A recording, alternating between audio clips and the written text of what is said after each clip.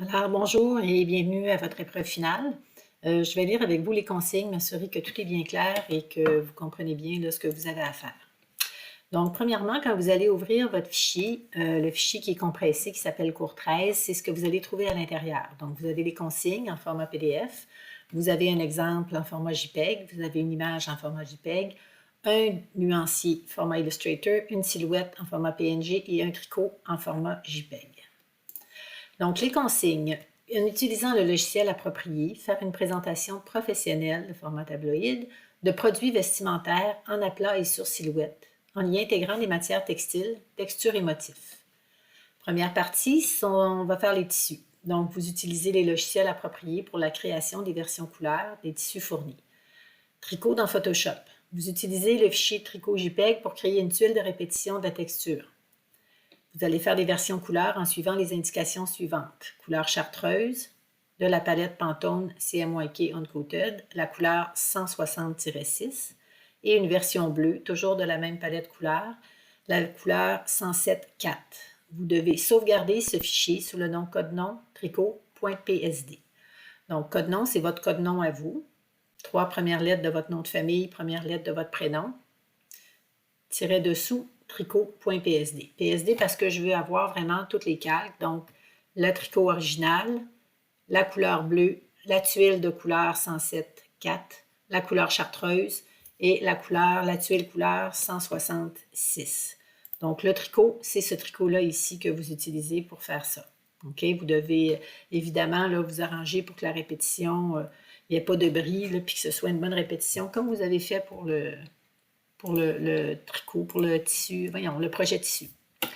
Deuxième partie, dans l'Illustrator, vous allez ouvrir le nuancier, nuancier.ai, vous allez récupérer la nuance de l'imprimé et créer 2 autres versions couleurs de cet imprimé-là qui vont s'agencer avec les versions couleurs des tricots torsades.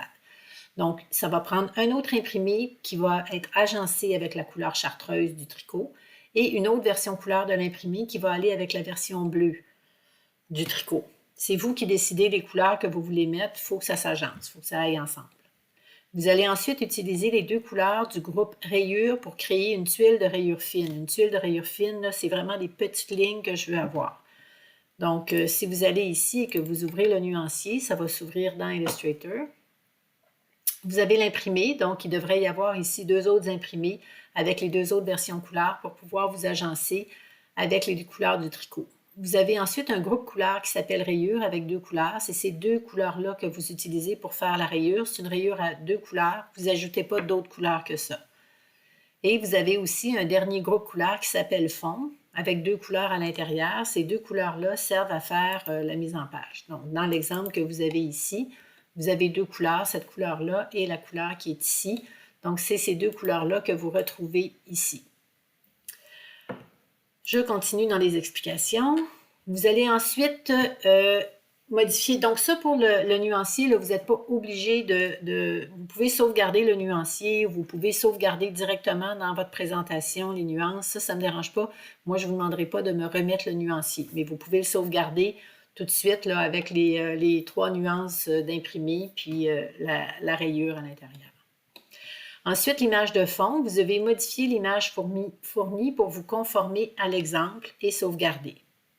Donc, ça, c'est l'exemple. Ça, c'est l'image que je vous donne. Donc, vous allez devoir modifier cette image-là en termes de taille et aussi en termes de couleur. Vous n'avez pas appris à modifier les images comme telles, les photos. Ce que vous avez appris, c'est à modifier des documents, des tuiles de couleurs multicolores à plusieurs couleurs. Donc, c'est le même principe que vous faites, sauf qu'au lieu d'être un tissu, c'est une image. OK? Mais c'est les mêmes techniques que vous utilisez pour faire ça. Ensuite, vous allez aller dans Illustrator, vous allez créer un nouveau document de format tabloïd, orientation paysage.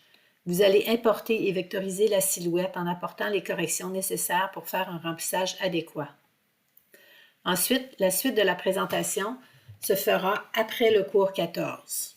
Okay? Donc, le cours 14, vous savez, la semaine prochaine, c'est l'épreuve finale en présence. Vous allez devoir faire l'aplat, puis je vais vous donner la suite des consignes pour pouvoir terminer votre présentation. Donc, vous sauvegardez ce fichier-là sous le code nom ef.ai et vous allez le récupérer après la semaine 14 pour poursuivre la présentation.